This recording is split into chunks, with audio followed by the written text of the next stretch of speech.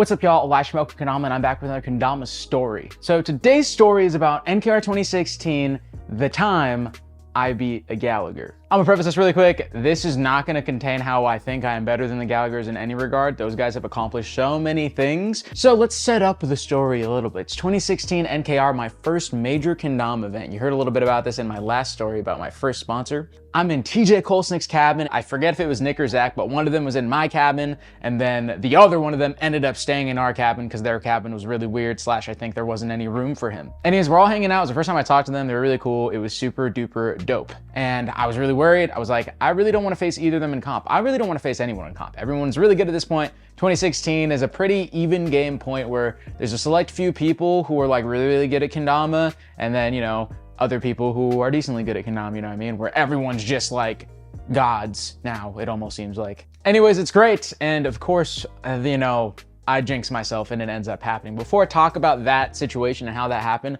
let's talk about the setting of the comp. So basically the comp was just your normal open, and Dave, I love Dave so much, but he had some interesting ideas in which he opened or let people know about what the tricks were the day of the comp. Everyone knew what the tricks were at the same time, so no one had extra practice. You know, if you won based on your skill and your skill alone, because everyone got the tricks at the same time. Normal open rules, but the one catch was that if you didn't win with 3 points and it was like 2-1 and all the cards were gone, you would not reshuffle.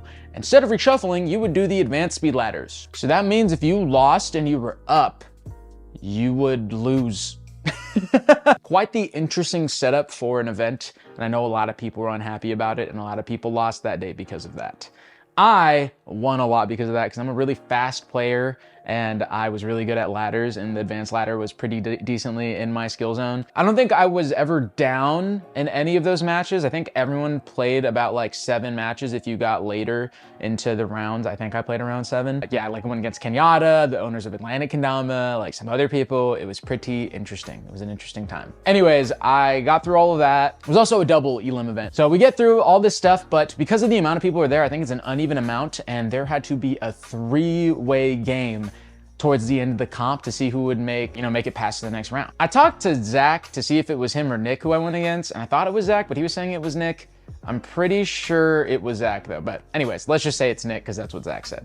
So it was me, Nick Gallagher, and some random kid all going against each other to see who could get into the semis. I hadn't lost yet, so even if I lost this one, I would go again and face someone else. We get down to the wire. The kid kind of doesn't really matter in this. He like had maybe a point, but me and Nick are like head to head. We both have 2 points. It is pretty intense. The setup is we have Kenyatta judging the game, and the last trick is stilt flip in. It's gonna go in this order. Nick goes, the kid goes, and then I go. And I think it just keeps going like that. I don't really remember. It was a really weird way. I honestly don't remember how we did it. It was a really weird way to do things, but that's what ended up happening. Nick botches the stilt flip. You know how many stilt flips Nick can do or is capable of doing.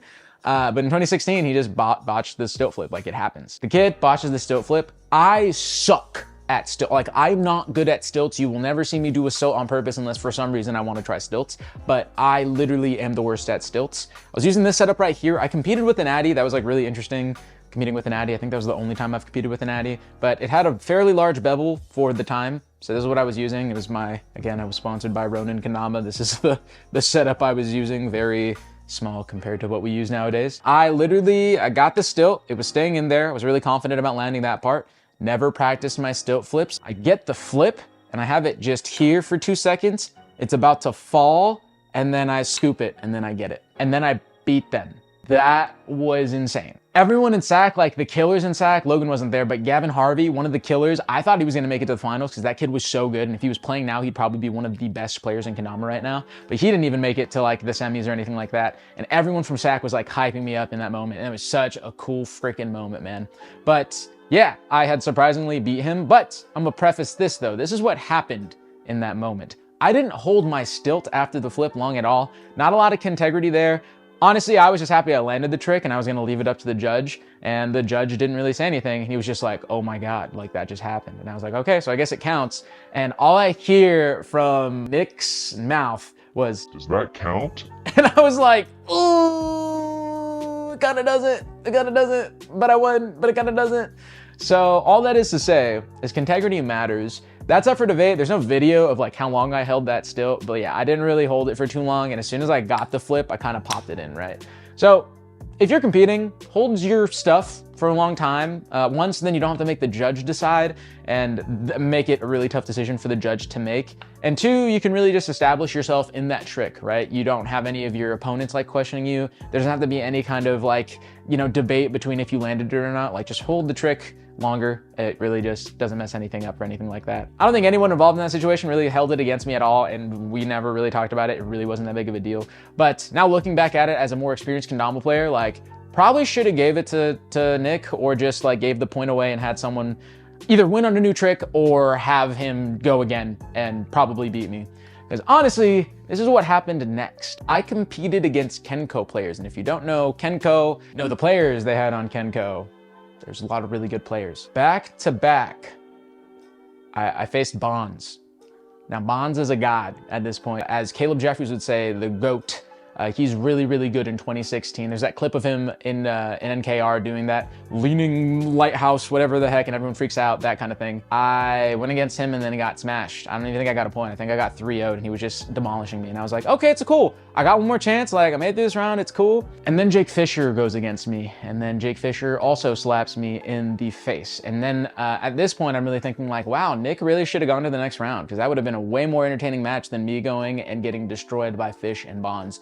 What an embarrassing time, but I got a cool picture out of it. That was really awesome. I got 4th at NKR 2016. That was a really cool experience. One of the only times I did like an open with a lot of really good players. That's how far I got. So it was really, really good time, really good experience. And all that is to say is 1, keep your Kentegrity, 2, hold your tricks for longer, and 3, really doesn't matter who you beat in competitions. I say this, like, it's really cool if you beat someone that's really good at kendama, but also like those guys have exceeded the limits of kendama in the US for like the longest times afterwards, and I didn't. Like, I just didn't put the time and work into getting as good as them or as good as I could get myself. Like, if I put more time into kendama, I would probably be better, but you know, they're just good. And what they've accomplished is amazing.